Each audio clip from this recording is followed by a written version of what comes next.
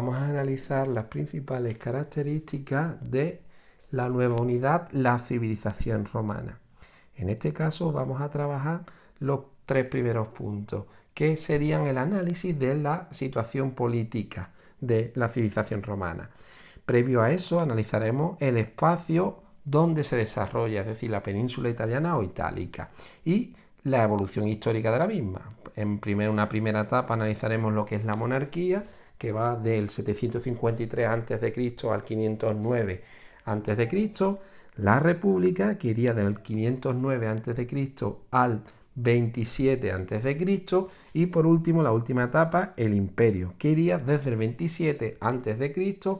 hasta el 476 después de Cristo. Comenzamos. La civilización romana nació en la península itálica o italiana, un territorio montañoso limitado al norte por los Alpes y recorrido de norte a sur por los montes Apeninos. En esta zona se asentaron numerosas tribus. El norte estaba habitado fundamentalmente por los celtas y los ligures. En el centro de la península italiana estarán los dos pueblos fundamentales del que surgirá Roma, que serían los etruscos y los latinos. Además, en el sur había otros pueblos, los italiotas y los griegos en el sur y la Magna Grecia, esta zona de aquí. La fundación de Roma tuvo lugar en el año 753 a.C., cuando algunas tribus latinas se instalaron al pie de las 7 colinas cercanas a la desembocadura del río Tíber. Esta posición geográfica facilitaba su defensa y, sobre todo, el comercio fluvial y terrestre. Se distinguen 3 grandes etapas.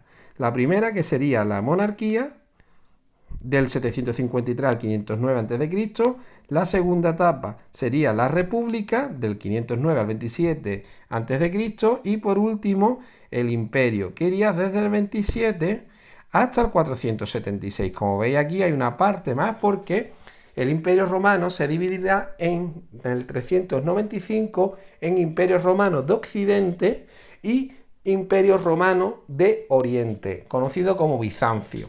La civilización bizantina continuará hasta la caída de Constantinopla en el 1453. Vamos a analizar las 3 grandes etapas. Vamos a empezar hablando de la monarquía. Al principio de su historia, Roma fue una monarquía en la que el rey gobernaba con un poder absoluto. Sin embargo, hay una institución que será más poderosa posteriormente y que ahora se limitaba a aconsejar, es decir, el Senado. El Senado estaba formado por un reducido grupo de familias ricas y poderosas, conocidos como los patricios, que se consideraban a sí mismos descendientes de los fundadores de Roma. El resto de la población, ¿quién serían? Los plebeyos. Los plebeyos no tenían derechos políticos, aunque pagaban impuestos y formaban parte del ejército. Esta era la situación política en esta primera etapa de la monarquía. Esta etapa que durará unos 200 años aproximadamente, tuvo 7 reyes, los 4 primeros de origen latino y los 3 últimos de origen etrusco. Con el tiempo, el descontento ante la dominación etrusca fue un aumento y como consecuencia, en el 509 se produjo una gran revuelta popular que provocó la expulsión de Tarquinios el Soberbio, el último rey, y la instauración de un nuevo sistema de gobierno, la República. En la República, el gobierno estuvo en manos de 3 instituciones fundamentales. La primera, las asambleas populares o comicios. Estaban formadas por el conjunto de los ciudadanos. En general, aprobaban las leyes y elegían los magistrados. En segundo lugar, los magistrados ejercían el gobierno ocupándose cada uno de un asunto durante un año.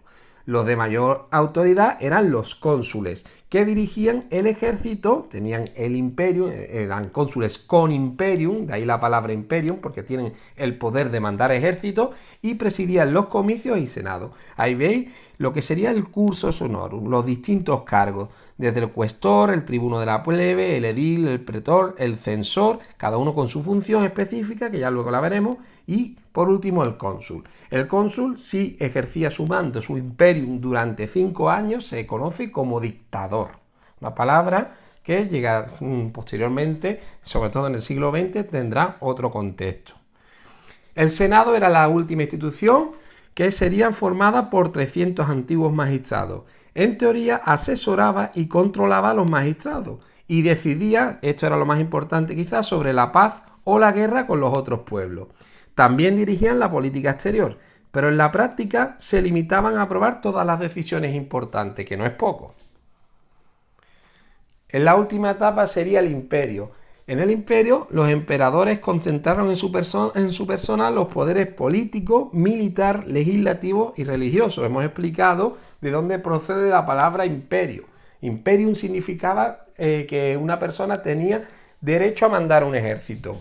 Ahí se distinguiría el cónsul con imperium, que podía mandar ejército, del cónsul sin imperium, que no podía mandar ejército. El Senado y la mayoría de las instituciones republicanas se mantuvieron durante el imperio, pero su poder era más teórico que real, ya que en la práctica todo estaba controlado por el emperador. Ahí veis 3 emperadores nacidos en la península ibérica, como sería Trajano, Adriano y Teodosio. Y aquí el primer emperador, Augusto, Octavio Augusto, sobrino de Julio César.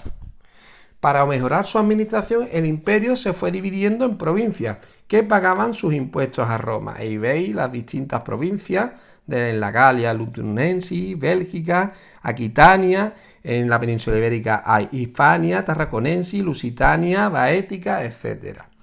Las conquistas prosiguieron durante esta etapa y en tiempos del emperador Trajano, del 98 al 177 después de Cristo, el territorio dominado por Roma alcanzó su máxima extensión, controlaba gran parte de Europa y toda la costa africana, de ahí que al mar Mediterráneo lo llamasen Mare Nostrum. Una etapa fundamental dentro del imperio sería la Pax Romana. Durante los siglos I y II después de Cristo, el imperio gozó de un largo periodo de tranquilidad conocido como Pax Romana. La paz impulsó el desarrollo de la economía, de la cultura y de las ciudades.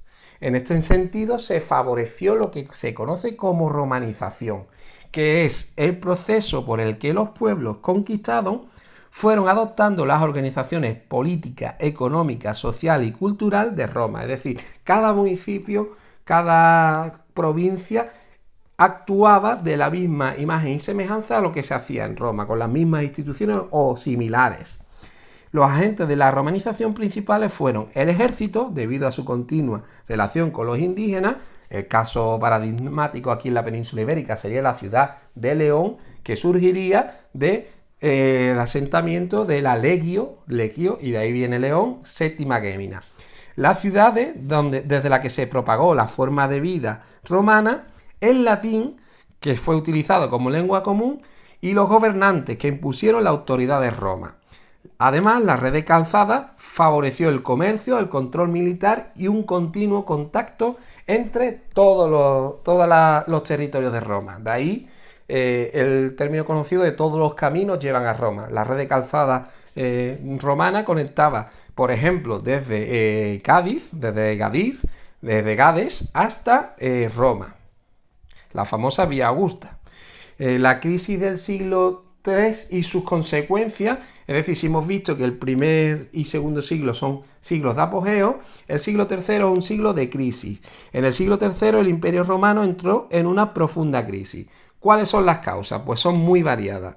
En primer lugar, el aumento de las guerras civiles y de la inestabilidad política, ya que muchos jefes militares, fundamentalmente los prefectos del pretorio, utilizaban sus tropas para conseguir el poder, de manera que los emperadores duraban muy poco tiempo en su cargo. También se extendió la indisciplina entre los soldados. Además, fueron continuos los ataques fronterizos de los pueblos germánicos. Por último, hay que destacar el cese de las conquistas, que redujo la llegada de riqueza y de esclavos. Con ello descendieron las actividades económicas y los ingresos del Estado que permitían mantener tan vasto imperio. El progresivo abandono de las ciudades a favor del campo, donde la comida era más abundante, también es otra causa.